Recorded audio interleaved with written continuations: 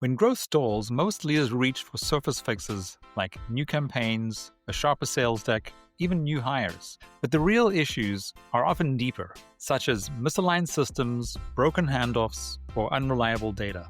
That's why we built the Growth Readiness Score. In just 5 minutes, you'll get a clear score across 4 critical areas of your revenue operations and see how you stack up against your peers with benchmark data. Tap the link in the show notes to get started. It's quick, insightful, and often reveals issues leaders don't expect. One of the things I realized first is growth is not the answer to all problems, right? You have the systems in place, and you really have to make sure that people understand where you're going, where the boat's headed, or what the mountain is that you're going up. You're listening to RevOps Champions, a podcast created for B2B leaders to help you align your people, streamline your processes, trust your data, and leverage technology in order to grow your business.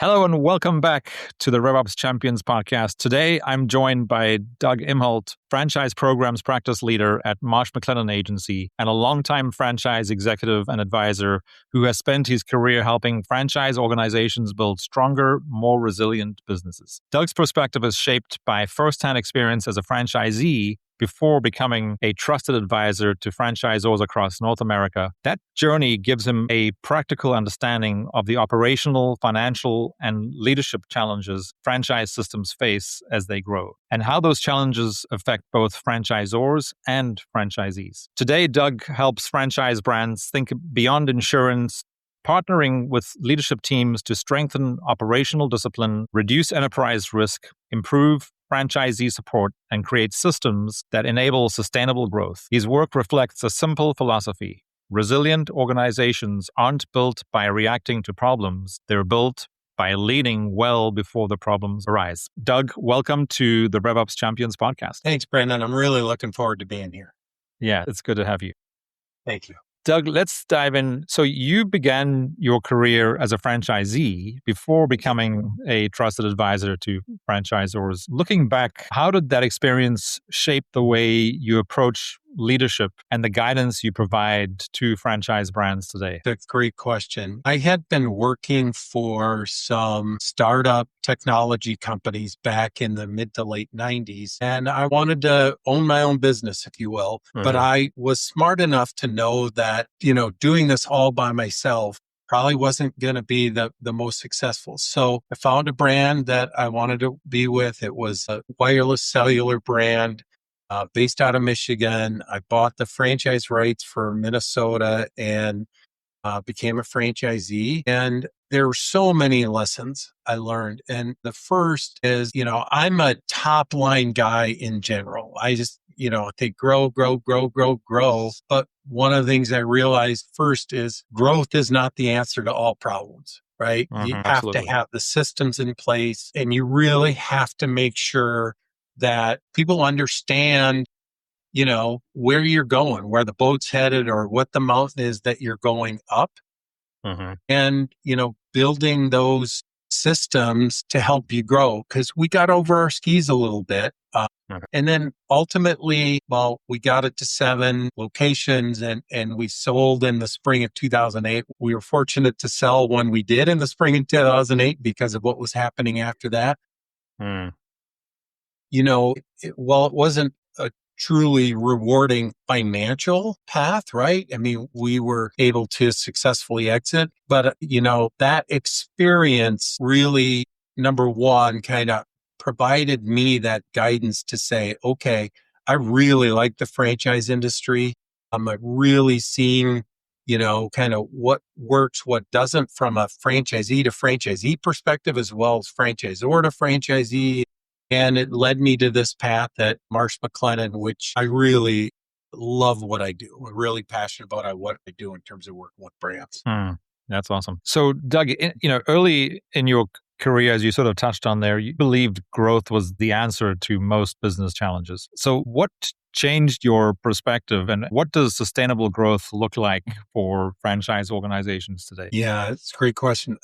I came at it because I was a sales guy, Brendan, right? So I'm like growth, and then I let somebody else have to pick up the baton and carry, make it happen. And Right. so I think, from a standpoint of having retail stores and building these locations, hiring was so critical. If we were not losing people, we weren't, I'm trying to grow and grow and grow and give that message, but we had to make sure we had the right culture there, right? That was really important, that we had the system so people could effectively handle more transactions. We could handle more people. We could understand what KPIs were that we had to measure in order to focus on those things, right? And so that was really important. And when I look at this from a franchising standpoint is, a lot of times, often we'll see, hey, I've got a great model. I've got a great business model.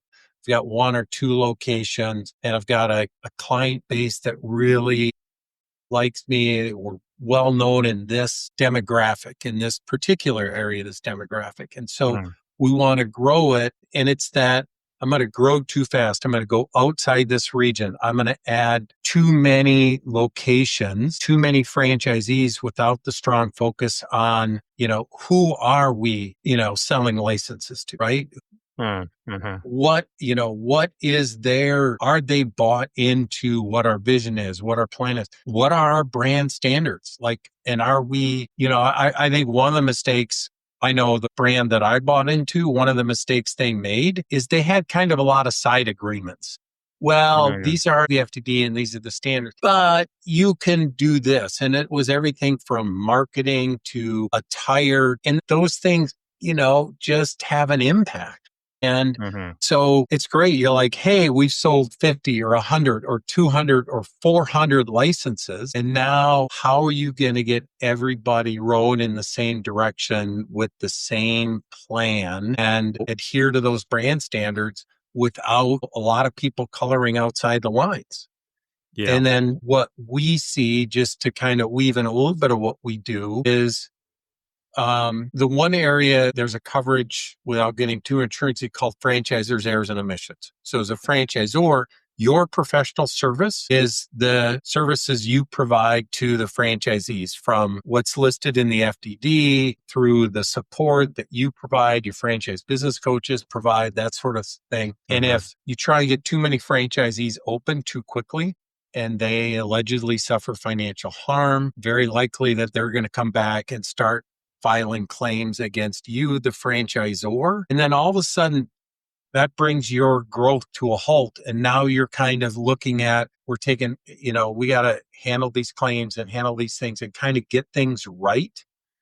And so that's, again, long answer to my perspective is, hey, how do you properly scale to focus on, let's get those first X number right, 10, 25, 40 right, to create raving fans of the brand, the franchisees, and use that as the springboard. Yeah. So Doug, I mean, you've already obviously started touching on some of this, but, so as these organizations grow from, 10 to 30 to 40 units, things obviously break down during those growth phases already. Even just getting from 10 to 30 is there's some fundamental shift that happen. But one of the things I keep hearing from experts on this show and otherwise is there's so many brands, they get to 30 units and they think, okay, this is it. Now we're on our way to 100. And they actually never make it past 40 in many cases. And you're starting to sort of touch on why that might happen. What are the earliest signs from your perspective that leadership and operational alignment beginning to break down? Like, what have you found are the most effective ways to keep teams focused on those sort of goals and getting everyone rowing in the same direction? Yeah. It's a great question. I have about a dozen things running through my mind, right? I mean, it's one of the things we all talk about. I know you and your firm talk about as well, is like those unit level economics is so important, right? So you want to say, okay, whether it's the first 10 or 25 or 30 or whatever, you say, okay, we got 30 open. Great, let's go. Well, how are those 30 performing, right? And, the other thing I would really look at, and I ask this to my clients all the time, especially emerging growth ones. I'd say, how are you supporting your franchisees? And I said, if we were to call the franchisees and just give them truth syrup and say, at this stage, you have 25 or 30 open, how is the franchisor supporting you? And what are 2 or 3 things they could be doing better that they're not doing, or that they're doing now that they shouldn't be doing? I think those are really effective questions early on. Because again, sometimes it's, hey, we got 30 open, they're making it for the most part, but there isn't that focus of how are we supporting them and how can we be doing that better? Again, it's all about the guidance and support. So you're saying, hey, how do we get them to that next level in terms of unit level economics, whatever that number is? And then, by the way, they're going to be your most raving fans to bring in other franchisees. Right. Yeah. So those are things I'd really focus on. Yeah. No, and that makes total sense because again, if they don't do that, eventually when let's just say they get to, 80 or 90 units and they've now hit, royalty self-sufficiency and whatever, if they haven't done those things up until that point, it's going to start showing up in the FDD, and suddenly they're going to wonder why they aren't getting any new franchisees, because once, as part of the franchise sort of sales or dev process, there's somewhere in that process is, well, go and check out the FDD, whether you're working with a broker or just with ChatGPT, eventually you're going to say, as a prospective franchisee, go and look at the FDD, and then suddenly everything goes quiet and they wonder why. It's because they haven't been proactive in supporting their franchisees until that point. Yeah, you're absolutely correct. Yeah. And I guess, and which is interesting, I know, there are, some of the best franchise attorneys and you've already alluded to the fact that, what the work that you do is very closely either following or leading in the work with franchise attorneys. And in your case, and the franchise attorneys that I've spoken to, they're like, we don't really want to be doing like the reactive cleanup work. I mean, obviously that's what you get paid for, but you would prefer to do the proactive work to prevent those things from happening, because when it gets to that point, when they start bringing you and the attorneys in, that's typically not the greatest place for a franchise brand to be if they're looking to grow, correct? Yeah, and I'll give you it's a great point. I'll give you a couple examples there. I mean, because of the joint employer pendulum has swung back and forth, right? And we've seen some brands that have pulled back on training that they've provided to the franchisees, specifically maybe safety training, things of that nature. Of course, they don't want to provide HR guidance, but they've kind of just then fully taken their hands off the wheel, right? And so, we are a full service risk management firm. So for some of the brands, we actually provide a lot of their outsourced training for them. So there's some brands that we work with that there's a lot of driving, they have trucks, they have vehicles on the road that are wrapped. And we help them proactively create their driver safety manual. We're doing quarterly safety webinars. We're sitting on their safety committee overall that they might have as part of their FAC. And we're saying that to say, okay, franchisor, you still have these responsibilities. It's about, in this case, moving forward, right? And the small part that we like to play in growth, if you will, and operations is saying, hey, we want to keep everybody moving forward effectively. And if we can take some of those things off your plate and provide those support to your franchise business coaches and support to the franchisees in the area of all these things that, we talked about, safety and HR, in addition to the insurance piece, because we're talking about risk, that keeps both the franchisees focused on growing their business and the franchisor focused on growing their brand. So absolutely, it's when we talk about brand standards, Brendan, like that is part of it, right? What are your brand standards that your franchisees are delivering, because they're delivering, or their employees are delivering on that brand promise. And so if they're coloring outside the line, that's going to come back and impact not only other franchisees, but it's going to impact you, the franchisor, and that's going to, again, have an impact on growth and profitability. Yeah.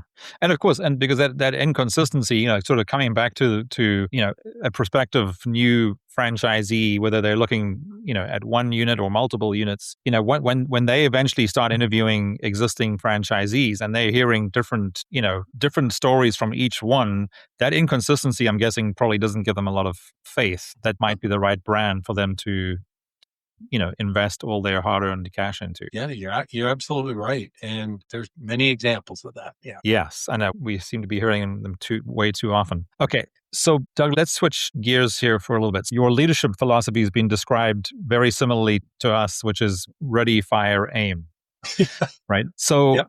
Building a solid foundation, taking action, continuously refining the process. How do you strike the right balance between operational consistency and giving teams the flexibility to adapt? Yeah, great question. So sometimes, especially because of the industry that we're in, there can be sometimes a paralysis by analysis piece, right? And so I really try and tell my team, we've got to deliver on our promise and we're going to make mistakes. And that's okay. We're going to be accountable for those mistakes. We're going to look at, are there things that led to that mistake? Because we all do it and they're led by somebody that, listen, I'm out there doing it constantly. So I want to lead by example in that regard, Brendan, and provide grace as long as, we're accountable. Let's work on fixing it. But I really want them to be empowered to, go out and deliver on it. The other piece that's really important, and it's something that as we've grown, I've had to really make sure that I've kind of had to double back on this, which is the communication and the vision piece. As we brought people on to the team that, they have a specific role and responsibility, but I want them to know what the bigger vision is and what our role is, what we're delivering to both franchisees and franchisors, and then continually communicate that. So we all know that, hey, if this is your role, right? You're doing certificate of insurance compliance and you're getting certs out and you're doing these sorts of things. And you think, that's not really important, to let them know that they're really an important cog in this. And here's how it all fits together. And why it's important. Yeah. And absolutely why it's important. And then listen, if you stub your toe and if you make a mistake, just own up to it, right? Let's not be super defensive. Let's own up to it and then just understand and keep moving forward. And that's the recalibration piece. Sure.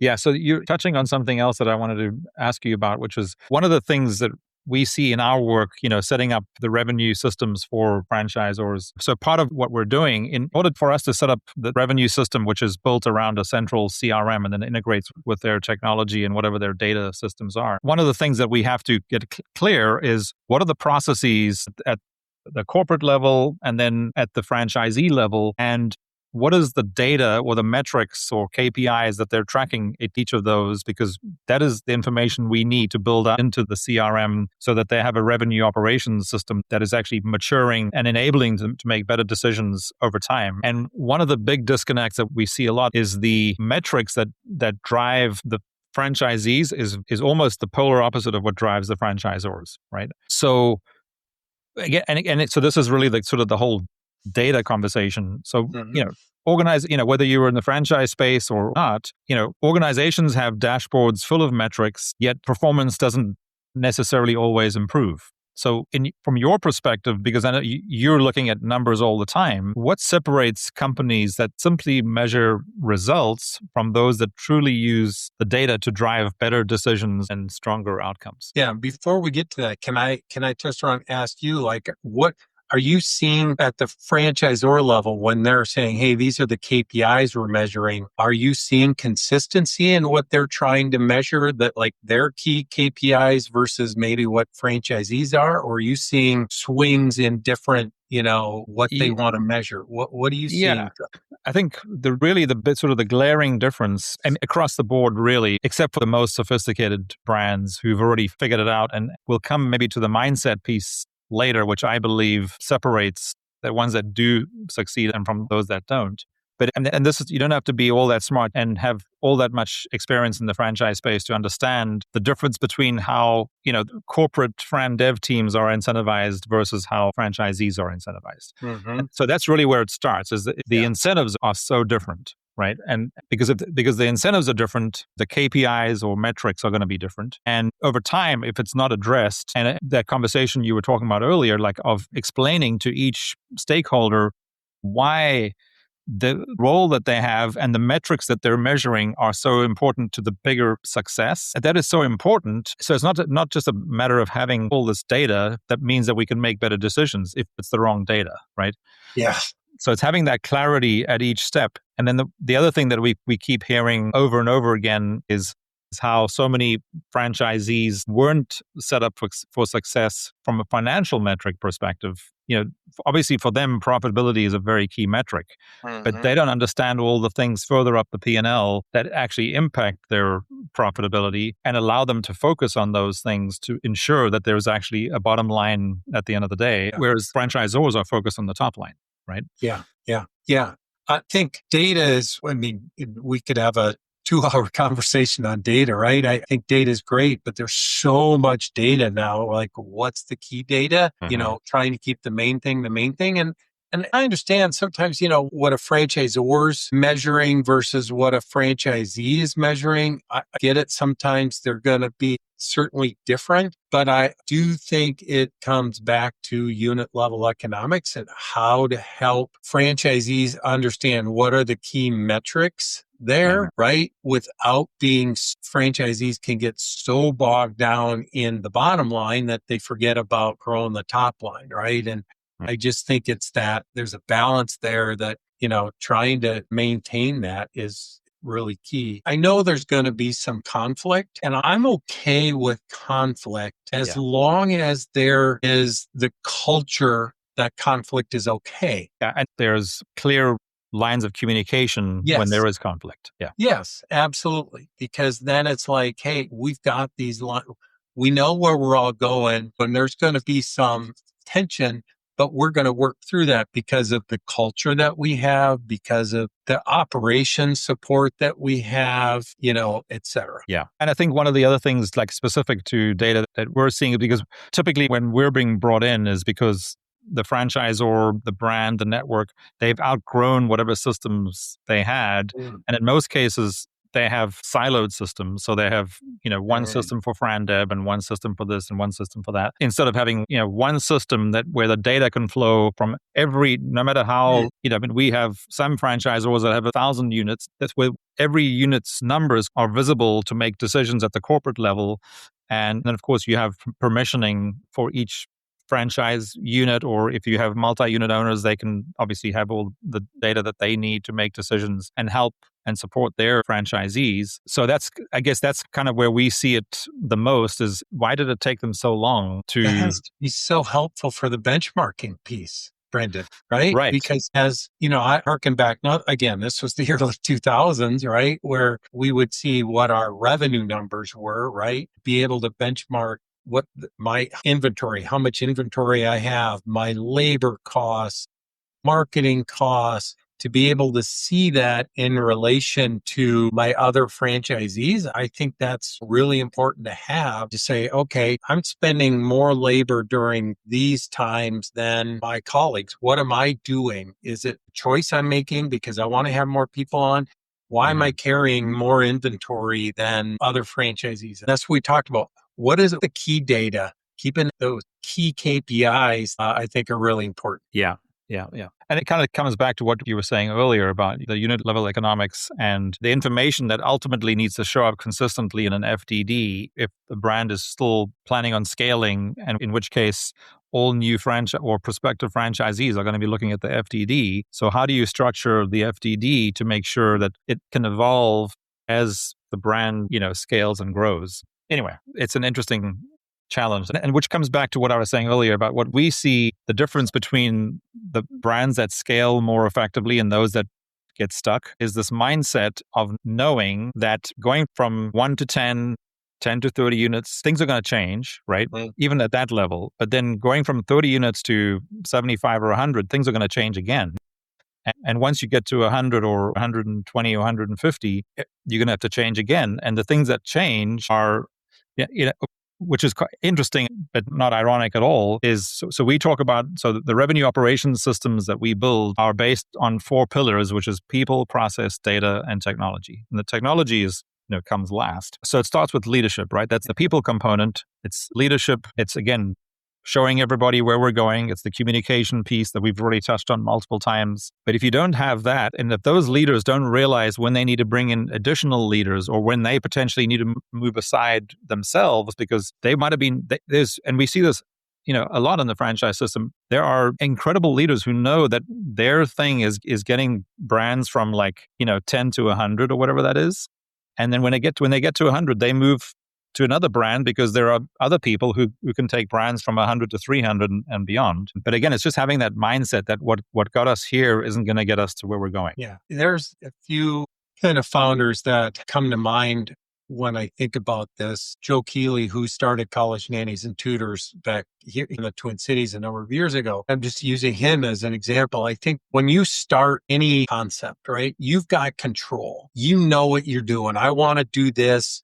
I want my team to do this. And I think a lot of times when you bring on those initial franchisees, they kind of want to either maybe friends or family or people in that orbit. And they're like, yeah, tell us what to do. Right? You still have your hands on the wheel and we're going to control it as much as I can. And I think to be able to say how we get to find that next level, right? Where we're going to get people outside that orbit where it's now people that our friend dev team are bringing in or brokers are bringing in or whatever, where I'm guiding, but I'm giving up. I'm not controlling, right? Because I think you've got to give up some of that control in order to grow, but yet you still have to have the brand standards and the guidance in order that the franchisees are singing out of that same hymnal. And I'm not sure I'm giving any great guidance there, but I think that's the thread, the needle that they have to thread to go through to say, because if I just try and control everybody at 30 or 35 or 40 units, that's not going to work. But if I can just completely, you're on your own, that's not going to work either. And I think identifying those 4 things that you talked about and putting the process around each of those. I mean, I kind of think you should also have a process around your culture, right? Because that's going to define everything. I think those are some of the elements of brands that really then get to that next level. Yeah, it does really seem to come down to, and because I know it's interesting because in the work that you do and the work that we do, we were brought in as trusted advisors, but we were often put in a box that, it sits somewhere on the P&L, but we obviously we're seeing things beyond what we're essentially what our box says that we do, which is why I think these conversations we hope are really helpful, for the folks that are listening. Just if they can just learn, like if there's just one thing that you and I might remind them about that they've forgotten about or whatever, as they've gone from 30 units to 60 units or whatever, and they go, oh, actually this is probably the time that we need to make some changes here or whatever, then that's great. Well, and the thing I would ask real quick is that I would just remind franchisors that if you're working with trusted franchise suppliers, right, that, treat us as a partner because we're going to act like a partner. So if you're like, hey, can I run something by you? Doesn't mean that we're involved in every strategic decision, but, treat your suppliers, especially those that have a lot of experience in the franchise space, bring them into the table and say, hey, have you seen this? What have you seen here? How can you help us? Do you have somebody else that we might be able to work with, from a CRM standpoint, et cetera? I think that's really important. Yeah. And of course, and this is one of the greatest things about the franchise space, right? Is that the openness of people to want to help others, whether it's a multi-unit franchisee wanting to help other franchisees or franchisors or experienced people in all realms of the franchise space. It's incredible to see how open people are in wanting to help others, and they don't expect anything in return. True. Because they know that if the franchise industry continues to elevate and succeed, it brings everybody along, right? Yeah. So Doug, maybe Many people think of risk management primarily as insurance, but your work goes far beyond that. How can franchisors use strategic risk management to strengthen operations, support franchisees, and create a more resilient organization? Thanks for asking. So a lot of times people think of insurance as a commodity, and it's not a commodity. They think of just insurance as a pure bottom line thing, and that's not the case. What we do is come along and be a full service risk management provider so that we help brands. We want to protect the brand. We help them impact those things that go into insurance pricing. So if you have high turnover, that's going to lead to a number of issues. It's going to lead to higher work comp losses. It's going to lead to franchisee employees not knowing proper standards, and you're going to have customer issues. And I'll give you some examples in a minute. That also from a safety standpoint, I talked about providing safety resources. We have safety specialists here that help from anything from your OSHA compliance, your safety data sheets, your DOT. So if you're driving trucks or have trucks wrapped or that sort of thing. And that's where franchisors, they need to continue to provide that guidance to say this stuff is important, because if you don't do this, it's going to lead to losses, which number one is going to come back and pull the franchisor is going to be pulled into that from a vicarious liability standpoint, meaning they're going to be pulled into that claim. They're going to be named in that suit.